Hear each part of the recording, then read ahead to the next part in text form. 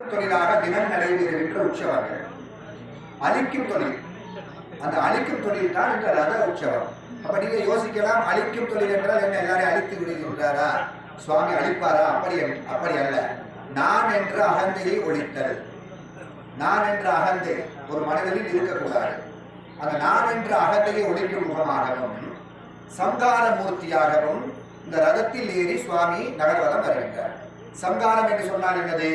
துஷ்ட நிக்கிரக சித்த பரிபாலகம். அதாவது உங்களுக்கு இருக்கக்கூடிய கஷ்டங்களை எல்லாம் நிவர்த்தி செய்து நன்மையை பாலிப்பதற்காக. உதாரணமாக இங்கே வந்திருக்கின்ற அடியார்கள் எல்லோரும் நல்ல திடகாத்திரமாக இருக்கின்றீர்கள். எப்படி நடக்க முடியும், காது கேட்கும், அப்படி எல்லா விதமான அங்கங்களும் சரியாக இருக்கக்கூடியவர்கள் எல்லோரும் வரக்கூடியதாக இருக்கின்றன. ஆனால் சில அடியார்களுக்கு ஆலயத்திற்கு வர முடியாது. காரணம் என்ன? பல நோய்கள் உருவாகி இருக்கலாம், தீட்டு தொடக்குகள் வந்திருக்கலாம்.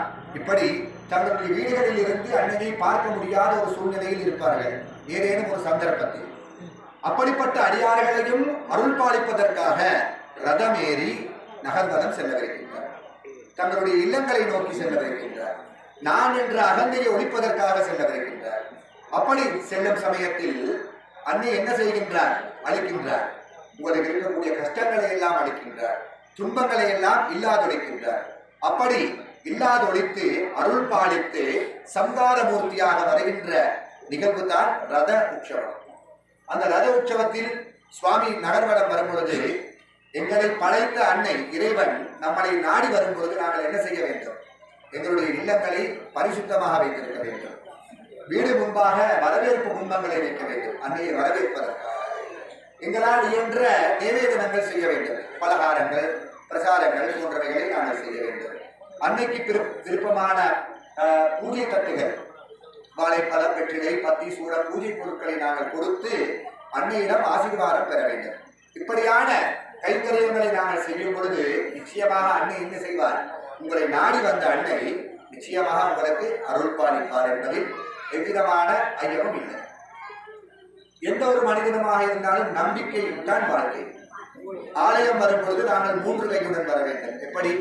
வலக்கை, இடக்கை, நம்பிக்கை. 3 கையுடன் வர வேண்டும். 2 கையுடன் வந்தால் பத்தாது, 3 கையுடன் வர வேண்டும். நம்பிக்கையுடன் வர வேண்டும். இங்கே அன்னை இருக்கின்றார், கேட்கும் வரத்தை தருவார் என்ற நம்பிக்கை எங்களுள் உதிக்க வேண்டும். அந்த நம்பிக்கை எப்பொழுது வருகின்றதோ அப்போதுதான் இறைவன் அருள் பாலிப்பார். சாமி இருக்கா இல்லையா, சாமி இப்படி போனா எனக்கு அருள் பாலிப்பாரா, அப்படி நீங்க விவண்டாவாதம் செய்தவற்றால் ஒண்ணுமே கிடைக்காது. அப்ப அந்த நம்பிக்கையுடன் வர வேண்டும். அந்த நம்பிக்கையுடன் வரும்பொழுதுதான் அன்னையுடைய திருவருள் எங்களுக்கு கிடைக்கும். ஆகவே தான் கண்ணதாசன் கூறியிருந்தால், கல் என்றால் அது கல்லுதான், சிலை என்றால் அது சிலை. இந்த பாடலில் வருகின்றது. கல் என்றால் வெறும் கல்லுதான், அது சிலை என்று நாங்கள் பார்ப்போம் என்றால் நிச்சயமான சிலை எங்களுக்கு அருள் பாலிப்பார். ஆகவே இவ்வாறு நாங்கள் பூஜை புனஸ்காரங்கள் எல்லாம் இப்ப நீங்க பார்த்திருக்கிறீர்கள். ராகதாளங்கள் வாசிக்கப்பட்டன, தீபாராதனைகள் காட்டப்பட்டன. எதற்காக என்றால் அன்னையை குளிர்மைப்படுத்தும் முகமாகவும் சந்தோஷப்படுத்தும் முகமாகவும் அன்னையை இப்பொழுது ஆராதனை செய்திருக்கின்றோம்.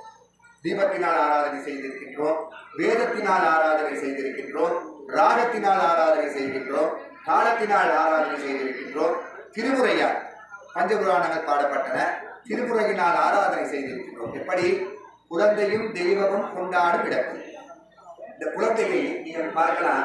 ஒரு வீட்டுக்கு நாங்கள் செல்லும் பொழுது ஒரு குழந்தைக்கு ஒரு இனிப்பு பண்டத்தை கொடுத்தார், சாக்லேட் ஒன்று கொடுத்தால் என்ன செய்யுமா? அடுத்த நாள் ஓடி வருவார் அந்த குழந்தை. மாமா இன்று என்ன கொண்டு வந்தீர்கள் என்று. அப்ப அந்த குழந்தை எங்கள் மேல் ஈர்ப்பு சக்தி, ஒரு பற்று உருவாகுகின்றது. அதே போன்றுதான் இறைவன்.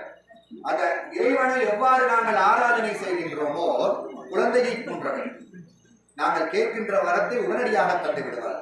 ஆனால் நம்பிக்கை இல்லாமல் தான் கொடுக்க மாட்டார். நாங்கள் என்ன செய்ய வேண்டும்? இந்த நம்பிக்கை என்பதை மனதில் நாங்கள் வைக்க வேண்டும். அப்படி நம்பிக்கை வைத்து வழிபடும் பொழுது நான் என்ற அகந்தையை ஒழிக்க வருகின்ற அன்னை நிச்சயமாக உங்களுக்கு இருக்கக்கூடிய கஷ்டங்களை எல்லாம் ஒழித்து நன்மை பயப்பார்.